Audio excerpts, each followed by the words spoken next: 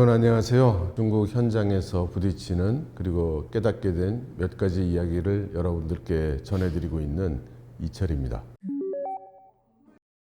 세계가 중국을 싫어한다는 말은 정확한 표현은 아니죠. 여기서 말하는 세계는 미국, 영국, 캐나다, 일본, 한국, 그리고 유럽에서 그렇다는 거고요. 중동국가, 러시아, 중앙아시아, 아프리카, 남아메리카 이런 데서는 중국에 대한 그 호감도가 상승하고 있고 그렇게 혐중 이런 정서가 없습니다. 그래서 이거를 과연 인구로 계산을 해보면 세계가 중국을 싫어하는 거냐 아니면 더 좋아하게 된 거냐 말하기 어려울 거예요. 그러나 지금 우리가 접하는 주도적인 미디어들이나 언론은 대부분 지금 얘기한 서방 미디어들이기 때문에 서방 세계에서 지금 혐중 정서가 많이 올라가는 것은 사실이죠. 그리고 객관적으로도 여러 설문조사에서도 대부분 계속 상승해 왔고 우리나라도 거의 탑 수준이죠. 그러면 왜 이렇게 됐는가를 이야기해 보면 사실은 이 서방 국가와 중국 간의 갈등이 많아져서 그렇죠. 그러니까 이해관계가 충돌하니까 상대방에 대해서 좋은 감정을 갖지 않는 것이죠. 물론 국가까지 안 가더라도 실생활에서 부딪히는 중국인들의 모습 중에 눈살을 찌푸리게 하는 장면들도 많이 있죠. 하지만 저는 이제 몇 번의 기회를 통해서 말씀드린 적이 있는데 이게 중국만의 문제냐? 그렇지는 않다는 겁니다. 젊은 분들은 모르시겠지만 과거 일본이 경제 성장을 하고 난 다음에 단체 해외여행들을 나가기 시작하면서 여러 가지 그 눈살을 찌푸리게 하는 행동이 많이 있었어요. 그래서 당시에는 어글리 재패니스라는 말이 전 세계에 유행을 했었습니다. 그리고 나서 몇 년 있다가 이번엔 한국이 이제 경제적으로 좀 소득이 올라가니까 또 해외여행을 다니기 시작했어요. 그때는 어글리 코리안 이 말이 또 세계적으로 유행을 했습니다. 그리고 이번에는 중국 차례가 된 거죠. 그래서 어글리 차이니스가 이제 전 세계를 다니는 건데 좀 차이가 있는 것은 일본의 1억이 넘는 인구가 어글리 재패니스 하던 시절은 4, 5년 정도 어쩌면 3년 뭐 이 정도였던 것 같아요. 그런데 어글리 코리안을 만드는 한국 분들은 인구가 한 5천만 정도 되잖아요. 그래서 일본에 비해서 그 기간이 굉장히 짧았어요. 한 1년, 1년 반? 그런데 이제 중국 사람들이 나오기 시작한 거예요. 이제 14억이 돌아다니는 거예요. 골목골목 초원에 있는 사람들까지 다 한번 갔다 오려면 이거 앞으로도 한 몇 년 걸릴 거예요. 중국 분들이 많이 세계 여기저기를 다니면서 시끄럽게 할 것이다. 중국 분들하고 우리 사회하고 큰 격차들이 몇 군데 있어요. 문화적인 격차가. 전반적인 소득 수준은 아무래도 아직까지는 한국 사람들이 중국 사람보다 높잖아요. 두 번째로 큰 차이가 한국은 교육 수준이 굉장히 높습니다. 전 세계적으로도 굉장히 높은 국가예요. 근데 중국은 아직 그렇지 못합니다. 그리고 특히 지방에서 단체 여행을 오는 분들 같은 경우에는 고등교육까지 갈 기회가 없었던 분들이 꽤 있어요. 그런 격차가 존재하는 거고 여기에 또 하나 존재하는 게 뭐냐면 한국의 문화는 대인관계 문화는 나, 너 문화입니다. 내가 있고 당신이 있고 그래서 당신과 나의 관계를 중요하게 생각을 하거든요. 근데 중국인의 그 대인관계 문화는 우리들 그리고 남들이에요. 그래서 남들에 대해서 신경 쓰지 않습니다. 여기저기를 다니면 꼭 한국에 와서 그렇다는 게 아니라 어딜 가도 중국 땅 안에서도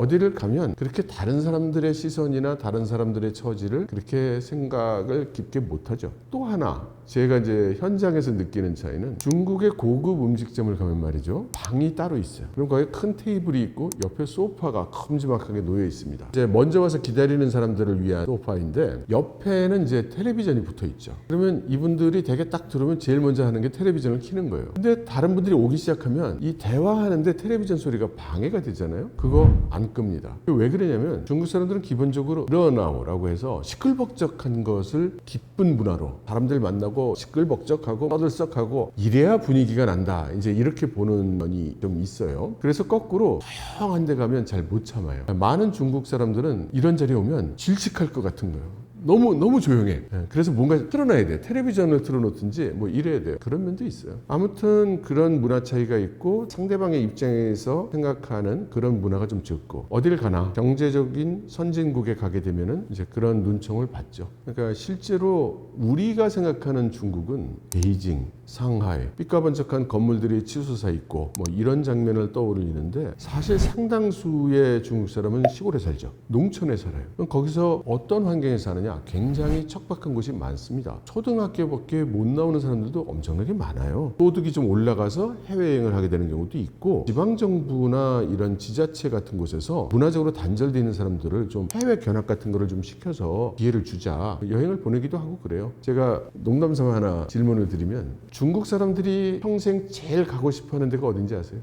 그게 정답이 베이징이에요. 죽기 전에 한 번은 베이징에 가보고 싶다. 이런 중국 사람이 제일 많단 말이에요. 그러니까 우리가 이해하는 중국, 우리 눈에 비친 중국인은 중국의 한 대단히 일부인 것이고, 중국이란 두 글자로 몽뚱그려서 이렇게 자꾸 생각을 하니까 여러 가지 현실과의 격차가 생기는 것 같습니다. 제가 볼 때는 지금 한국 사람들이 중국에 분노하는 면이 있어요. 그러니까 분노 게이지가 여기까지 올라와 있는데, 이제 중국 사람들이나 단체 여행객들이나 뭐 이런 사람들을 부딪히게 되면 나의 분노를 표출할 수 있는 건수를 중국 사람들이 막 던져주는 거야. 왜 이렇게 시끄러? 사실은 우리 마음속에 중국이 싫다 이런 마음이 이렇게 목 밑에까지 차 있는 상태에서 눈에 거슬리는 장면들을 보니까 이렇게 막 분노가 표출이 되는 거겠죠. 문화적 소양을 올린다는 게 얼마나 어려운 일인지 몰라요. 한두 사람이 아니라 우리 커뮤니티의 대부분의 사람들의 수준이 함께 올라가야 이게 올라가는 건데, 14억 명의 다민족 국가의 문화 수준을 올린다는 게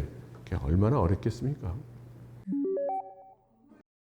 중국인 문화에서는 누구를 싫어한다는 생각은 할 수 있어도 말로 표현은 잘 안 해요. 입장 표명을 잘 안 합니다. 그 이유가 중국 문화, 대부분의 문화에서는 난 네가 싫어 이렇게 얘기를 하면 그걸로 두 사람의 관계는 끝이에요. 다시는 얼굴을 대면하지 않아요. 그래서 그런 설문이 있었던 게 사실이고, 인터넷 같은 데서 대부분 젊은 네티즌들이 응했을 걸로 생각이 되는데, 거기서 가장 반감이 높았던 국가가 한국이었고, 제가 생각할 때는 한국에서 반중 감정, 혐중 감정을 가진 비율이 한 80% 정도 된다고 그러거든요. 그러면 우리가 5,200만으로 계산하면 뭐 적어도 4천만 이상이 중국을 싫어한다, 이런 얘기가 되겠죠. 그럼 중국에서 한국을 싫어하는 사람 수는 몇이나 될까? 제가 볼 때는 많아봐야 1,400만? 대부분의 중국 사람들은 한국을 좋아한다 이런 뜻은 아니고, 싫다라는 의사 표현을 할 사람 아마 뭐 1% 정도나 될까 싶다는 겁니다. 그 사람들은 왜 한국에 대한 반감을 표현했겠느냐? 우선 큰 원인 중에 하나는 한국 사람들이 중국 사람들에 대한 혐중 감정을 느끼기 때문인 것이 가장 크고, 또 하나는 중국의 젊은이들 입장에서 보면 한국의 태도가 굉장히 고압적이라고 생각하는 거예요.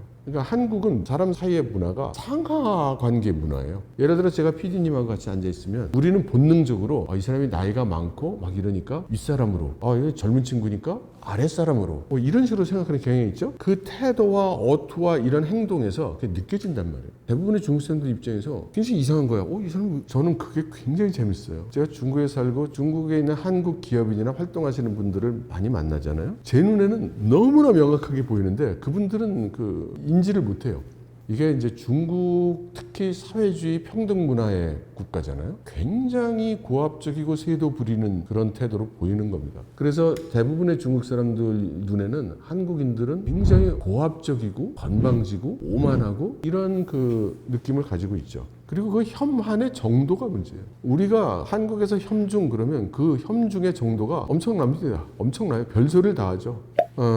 그 얘기 지금 몇 년째 지금 한국에서 하고 있는지 모르겠는데, 일단 혐한령이라는 것이 존재하느냐 저는 굉장히 의심스럽습니다. 그 이야기가 분명히 한국에 대한 그 이슈가 된 면은 있지만, 그러니까 우리나라도 제5공화국 시절에 젊은이들의 문화가 퇴폐적이다 해가지고 연예인들, 남자 연예인들 다 머리 군대식으로 깎게 했고, 춤출 때 너무 노출하지 않도록 미니스커트를 못 입게 한다든가 뭐 이런 일이 있었어요. 그러면서 외색을 배척한다 해서 일본 노래나 뭐 일본 영화나 이런 것들은 이제 들여오지 못하던 시절이 있었죠. 지금 중국이 중국 뭔가 특허를 이야기하면서 중국 문화의 부흥을 부르짖으면서 중국 내 여러 가지 문화 상품 중에 한국이 많이 들어오거든요. 뭐 K-팝도 들어오고 K-드라마 들어오고 막 이걸 하니까 한국을 타겟팅했다기보다는 우리 중국의 훌륭한 문화, 우리 전통 문화를 이거를 발전시키고 이거를 우리가 추구해야지 왜 외국의 문화를 그렇게 하냐. 한국 영화는 못 들어오는데 일본 영화는 막 들어오네? 지금 이런가요?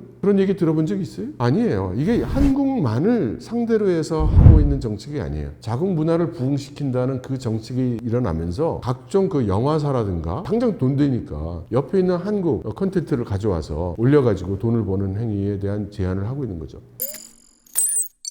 우리가 좀 자의식 과잉? 그런 게 아닌가. 한국에만 그런 것도 아니고 한국만 그런 현상을 겪고 있는 게 아닌데, 왜 미디어에서 나오는 모습에는 한국만 그런 대접을 받는 것으로 소개해드린지 잘 모르겠어요. 현상을 직시해야 된다. 그걸 좀 정확히 알고 그 다음에는 뭐 해석은 여러 가지 해석이 있을 수 있죠. 뭐 이런 해석이 있을 수 있고 저런 해석이 있을 수 있고. 한국 사회의 현재 시야가 너무 좁아요.